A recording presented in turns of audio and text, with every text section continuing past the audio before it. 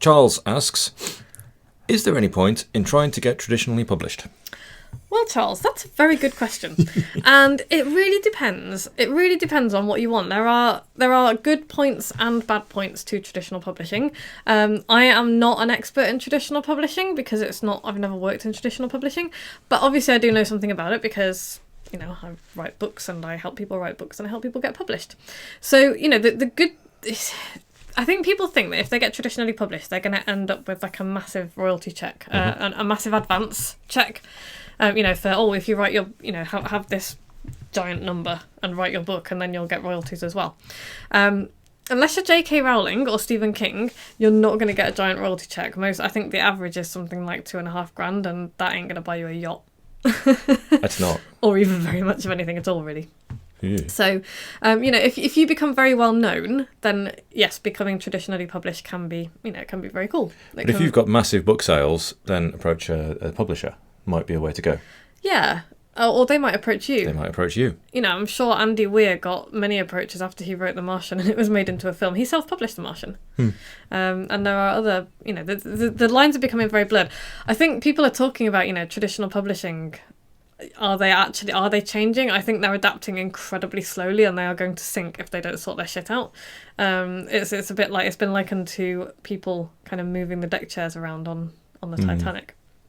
So the other downside about traditionally publishing is that you lose all rights to your work. They own it. If the publisher decides to throw it in the 10p bin, then that's where it's going. Yeah. You don't get to do anything else with it. You don't get to rewrite it unless they want to do a second edition. You don't get to do that. You're unlikely to be able to negotiate a really decent agreement if you are unknown. So, there's that to think about as well. You can, there are plenty of ways to do it. If you wanted to self-publish and then sell the rights to foreign, to have it translated and stuff, you can do it like that. The flip side is that they will take care of the editing. Their editors are awesome. Traditional publishing editors are brilliant. They will take care of the cover. They'll take care of the typesetting, the printing, all of that stuff. You won't have to worry about it. But they won't do your marketing for you. Gone are the days where publishers will really shout about your book. If they think it's going to be commercially viable, they'll put some money into it. But, if by the end of 3-6 months or whatever, your book is not selling, it will end up in the bargain bins because they will have moved on to the next book. Yeah.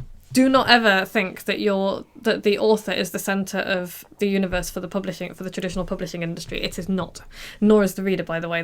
All they think about really is retailers and how they can shift books. So is there any point in trying to get traditionally published? It really depends on what you're trying to achieve. If you are wanting to write a book to grow your business and to elevate yourself as, the expert in your field and to use the book for all sorts of cool stuff, I would say no. Self-publishing is the way to go. You can make a lot more money out of books through self-publishing than you ever will out of traditional publishing unless you get very, very lucky. Because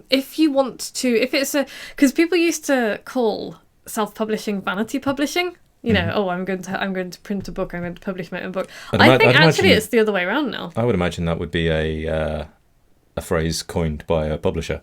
Yeah, it probably was. There's still people still turn their noses up, and if you're the type of person who's going to get bothered by traditional publishing being snooty with you, then yeah, you might want to try and get traditionally published. If you're not bothered and you're more interested in making a living and reaching as many people as possible, I would say go self-publishing. You have a lot more control over things. So, there's pluses and minuses to both, really. But for what I teach people and for the people that I work with, almost always self-publishing is the way to go. Okay. Yeah. Okay.